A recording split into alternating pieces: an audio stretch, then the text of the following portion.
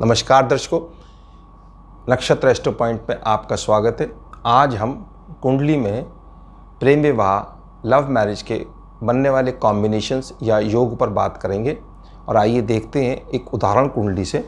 मैंने यहाँ पर मेष लग्न की कुंडली ली है और मेष लग्न की कुंडली के द्वारा मैं समझाने का प्रयास करूँगा कि कौन से कॉम्बिनेशन से। सबसे पहले जानने का प्रयास करते हैं कौन कौन से ग्रह हैं या कौन से भाव हैं जो प्रेम विवाह को करने के लिए कॉम्बिनेशंस पर प्रभाव डालते हैं।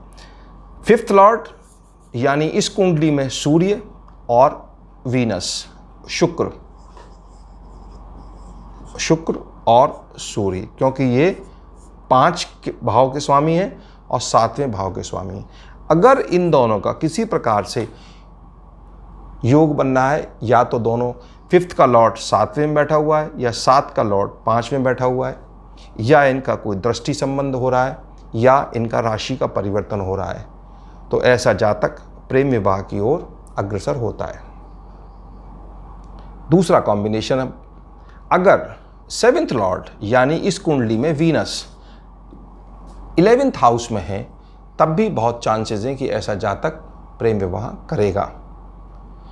5th एंड 7th लॉर्ड का जो कॉम्बिनेशन मैंने बताया, इसमें अगर चंद्रमा, राहु और केतु का प्रभाव या संबंध किसी प्रकार से स्थापित हो जाता है, तो ऐसे व्यक्ति के प्रेम विवाह के चांस लगभग 90% होते हैं।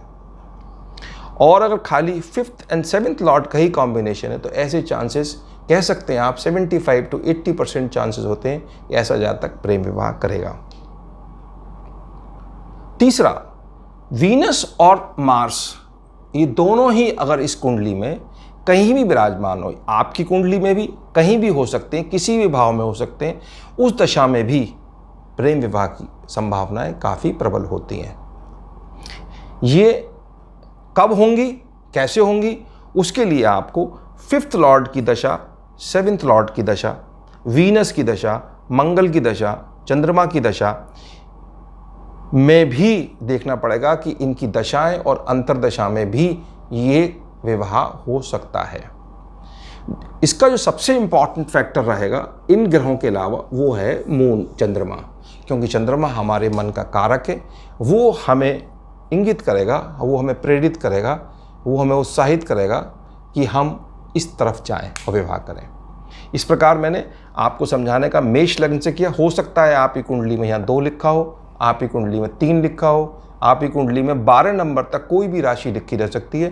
अगर सपोज 12 ही लिखा है, तो 12, 1, 2, 3, 4 आपकी कुंडली में अगर 12 नंबर की है, मीन लग्न की कुंडली है, तो चंद्रमा पंचमेश हो गए और 4, 5, 6 यहाँ पर बुध हो गए। तो चंद्रमा और बुध का कॉम्बिनेशन आपको देखना है। इस प्रकार से आप अपने आप इस कुंडली में कॉम्बिनेशन देख सकते हैं। अगर आपका मेरा ये वीडियो पसंद आया तो आप लाइक और सब्सक्राइब का बटन दबाएं। धन्यवाद।